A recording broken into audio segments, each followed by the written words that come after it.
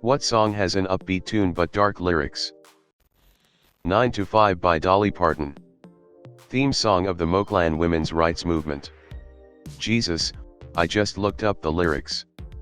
There's a better life, and you dream about it, don't you? It's a rich man's game no matter what they call it.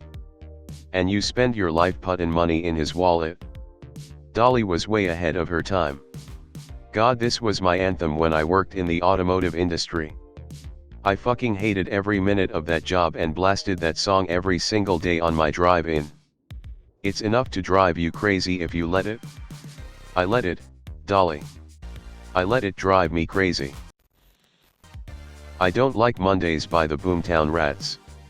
Upbeat melody, catchy tune, then you realize it's about a school shooting. I was going to suggest this one, too. It's a super catchy and energetic with a title that pretty much everyone but Day 9 can relate to, but ends up shocking you when you actually pay attention to the lyrics. Finding out that it was not just a hypothetical school shooting but an elementary school shooting that actually happened. Copacabana. If you imagine it played on a honky-tonk piano in a minor key and sung by Tom Waits, still in dress she used to wear faded feathers in her hair is the saddest line ever. It's this one. Tropical party anthem about a woman's inability to deal with tragedy and move on with life. Boppy tune with the most sads. Came on here to say this. Sex, shootings, abject depression, it's got everything. This needs to be top. God, those lyrics are dark. Born in the USA.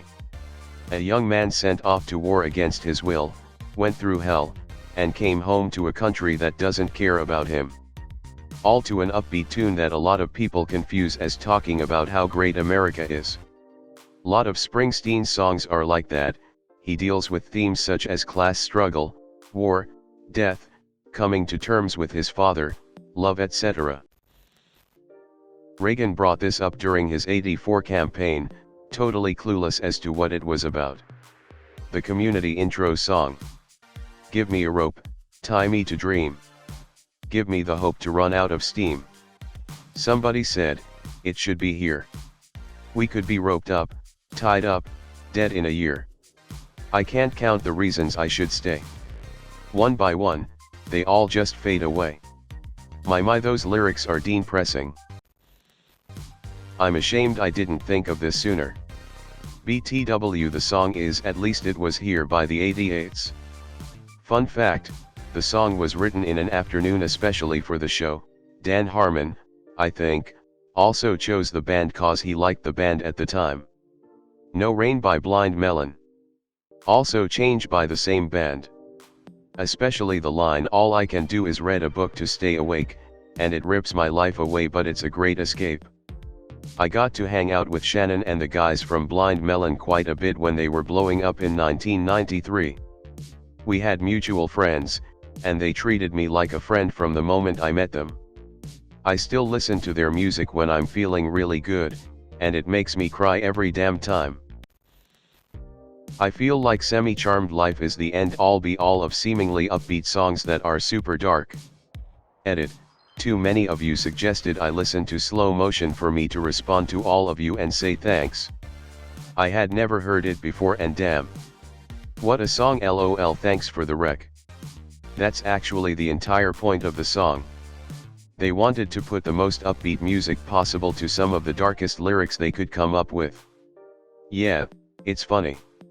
I wrote a song about drugs and fucking, and I'm pretty much about clean living on the road. We can't even believe it got onto the radio. Coming over you is just really what it reports to be. She comes around, and she goes down on me. It's not cryptic. Stephen Jenkins, Rolling Stone interview April 30th, 1998. It is kind of dark, but as I've gotten older I have started to see it as the beginning of someone starting to get clean. The main singer is reflecting on how all the drugs and sex and partying still leaves him feeling pretty empty. Things like sand between his toes bring him peace, though. I like to think it's the story of a guy moving from a pre-contemplative phase to a contemplative one, and that after the song things get better for them. Just my take. Around the time that the Lazy song by Bruno Mars was popular, a radio station in my hometown played Semi-Charmed Life and the Lazy song during different music blocks. The word sex was censored in the Lazy song, but crystal meth could stay. Wild. Corrected pot to sex. Bruh. I used to not understand it. Imagine a 8-year-old happily singing this song LOL. After Laughter as a whole had some sad lyrics considering it dealt heavy with depression but had happy upbeat music. I would add Caught in the Middle as sad lyrics with No I don't need no help, I can sabotage me by myself. Gonna make you wonder why you even try. That whole album was fantastic, right up there with my favorite albums. But damn, yeah, lyrically it is not a happy album. Also a lot of After Laughter. Can't believe I had to scroll this far to find this. The whole album is like this, except for, 26 and Tell Me Why, which are sad in both ways. IIRC, Haley said that the album got that name because, when her depression was really bad, anytime she laughed, she would get a feeling as if she shouldn't be happy, because of all the other things going on with her. And that was the After Laughter feeling. Edited for clarity. Bad Moon Rising by CCR. Songs is about death, destruction, and the end of the world but is as upbeat as can be. Edit. All y'all sharing heavy sounding covers of the song crack me up. The whole point of the song was to juxtapose the upbeat nature of the song with the dark lyrics. It's one of the reasons I love the song. CCR had some amazingly intelligent songwriters. Edit. I misremembered that CCR only had one primary songwriter instead of two, thanks for the corrections guys. This song happened to be playing on the radio when I got in the car to go to the hospital to have my first child. We laughed like that can't be a good sign. 15 years and 1 week later we hop in the car to go to the hospital to have our last child and it's playing again. If my kids team up to cause the end of the world I'll let you guys know. All of Sublime's discography. Topics include incest, rape, murder, addiction, riots, poverty, stees, absent parents, gang violence, Nazism, adultery, and a host of other sad subjects. Tone is unanimously upbeat ska, punk, and reggae. Wrong Way by Sublime just gives me the creeps. It was one of my co-workers' favorites and I asked him if he'd ever really listened to the lyrics as I was surprised he, as the father of a young girl, liked it. I mean the singer talks about having sex with a 12-year-old. Annie's 12 years old in 2 more she'll be a whore. Nobody ever told her it's the wrong way. Don't be afraid with the quickness you get laid. For your family'll get paid. It's the wrong way. I gave her all that I had to give. I'm gonna make it hard to live. Salty tears running down to her chin. And the ruins of her makeup I never won alive. A cigarette pressed between her lips. Dumb ways to die. Set fire to your hair. Poke a stick at a grizzly bear. Eat medicine, that's out of date. Use your private parts or piranha bait. Do a yum ways to die. So many dumb ways to die. Do a yum ways to die ie. So many dumb ways to die. Get your toast out, with a fork. Do your own electrical work. Can't believe no one said Little Talks by Of Men and Monsters. Such an upbeat tune, then you realize it's about a woman whose partner has died and she's falling apart without him and he's speaking to her from beyond the grave. Edit, it's actually Of Monsters and Men. Apologies and thank you for correcting me. This song came out right after my dad died and it was fucking everywhere. What a bummer. I don't hate the song by itself, actually I kind of like it, but it kept surprising me in random places, like the grocery store, and then I'd have to try not to cry over the produce. I once read that an alternative explanation for the lyrics would be if the woman started to get dementia or Alzheimer's and her partner is trying to take care of her. Not sure which one fits better or which one is less sad, to be honest. Have they actually come out and said what it was about? I remember there being a bunch of theories out there, like someone with mental illness, or a dead child. But all were sad in their own way. Blinding Lights by The Weeknd. Like even when he is high, he still thinks about that unique person in his life. I don't know how to explain it better, but I saw a YouTube comment about it. Thanks for the award, dear Redditor. If you listen to the song in context of the album and the song prior, Faith, it's heavily implied in the outro of Faith that The Weeknd overdoses and is put in an ambulance. Faith then transitions into Blinding Lights. If you look at the song from this point of view, he's dying and overdosing and blinded by the lights of the ambulance and of the Vegas lights, but doesn't want to die without seeing this woman one more time or without her being beside him once more. Quite sad, really. Edit. A few people have mentioned in the comments that this was not the case and that the outro of Faith resembles being arrested by the police and not being taken away in an ambulance. This would negate what I said about the songs. However, I was just giving my own interpretation without any context of what has been said by The Weeknd in any interviews, etc.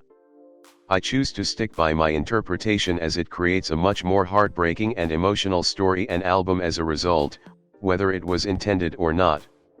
That's the beauty of music, it's all about interpretation and resonance with the listener. In the Night is another one.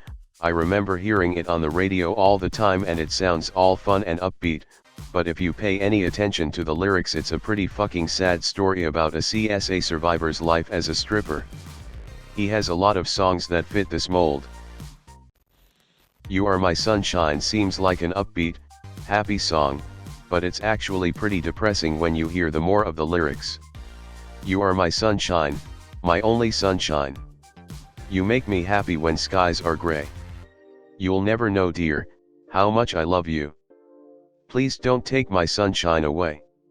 The other night, dear, as I lay sleeping, I dreamed I held you in my arms. When I awoke, dear, I was mistaken. And I hung my head and cried. I used to love this song when I was little, probably about 8 or so, and I remember singing it with my little sister to my friend's mum when she was round one day. I couldn't understand why my mum was trying to discreetly shush us. Her friend's husband had passed away on a workplace accident only a week or so before. It was innocently done, but I still cringe at the memory. My mom passed away in March and I found a voice recording from when I was 4 singing this song. At the end my mom says that it was the sweetest thing she ever heard. It's such a sad song and my sunshine was taken away. Don't Fear the Reaper. Beautiful tune with the dark topic, young lovers and their suicide pact. I always just thought it was about accepting death and seeing it for what it really is. This is what I found online about it. Make no mistake, the song is absolutely about death, but not for the reason you might expect. Buck received a heart condition diagnosis at a young age and didn't expect to live very long. That inspired him to contemplate the inevitability of death, including his own. In a recent interview, he clarified the song's meaning. It's imagining you can survive death in terms of your spirit. Your spirit will prevail. When Buck learned of the suicide interpretation, he was kind of appalled that some people were seeing it as an advertisement for suicide or something. That was not my intention at all, he said in a 1995 interview with CMJ. It is, like, not to be afraid of death, as opposed to actively bring it about. It's basically a love song where the love transcends the actual physical existence of the partners. This comment needs more cowbell. Half of the songs by 21 Pilots. Not Today literally mentions this very thing. Listen, I know this one's a contradiction because of how happy it sounds, but the lyrics are so down. I'm surprised I didn't see this any higher on the list because I feel like this encompasses most 21 Pilots songs: Ode to Sleep, Heavy Dirty Soul, Guns for Hands, Stressed Out, Doubt, We Don't Believe What's on TV, Semi-Automatic, Johnny Boy, Air Catcher, and many more. A bit of a guilty pleasure for me, they really can pack a punch sometimes. Glowing Eyes really has that happy tune but dark lyrics. Fake You Out and Guns for Hands especially. Also their entire first album, seriously, listen to Trapdoor if you haven't. ETA, I only highlighted Trapdoor because that's the one I first thought of. Also highlighting the Pantaloon and Friend, please. A lot of Matchbox 20. Unwell, I'll believe you when, how far we've come, all your reasons. Actually probably most anything off of their greatest hits album Exile on Mainstream. Also see, Bullet by Hollywood Undead, Semi-Charmed Life by 3EB, 4th of July by Fall Out Boy, so many. Michael Jackson's big posthumous holographic performance at the Billboard Awards. It, performed Slave to the Rhythm. It was catchy, rhythmic, and had great dancing. Then you go and listen to the lyrics. One of the saddest goddamn songs LOL. It's not about missing someone or losing someone, it's about a woman in an abusive relationship with her husband and boss. And in the end she returns. It's too real for a lot of women. I always thought the SIA song Chandelier was funny BC. If you didn't understand English you would think she was singing about something beautiful or emotional, but she's just singing about getting super fucking wasted. I had a friend in college who said he liked listening to foreign music because he could pretend the songs were happy. You're the second person to say this. I 100% disagree. The music is rising and falling with sobs. It's heart-wrenching music. It's not happy at all. Blue music all the way down. I think it's about his band becoming mainstream and whether that is a good decision in the long run. He is conflicted with being a sellout, enjoying the wealth versus making a difference and changing the world. Some nights I wish that my lips would build a castle. Some nights I wish they'd just fall off. Some nights I wish that this would all end, cause I could use some friends for a change. Some nights I'm scared you'll forget me again. Internal conflict back and forth. What is the price of fame? Is it worth it?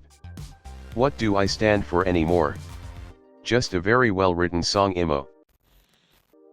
Whether you're a brother or whether you're a mother, you're stayin' alive, stayin' alive. Feel the city breakin' and everybody shakin'. And we're stayin' alive, stayin' alive. Hot, hot, hot, hot, stayin' alive, stayin' alive.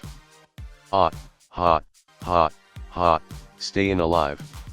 Life goin' nowhere, somebody help me. Somebody help me, yeah.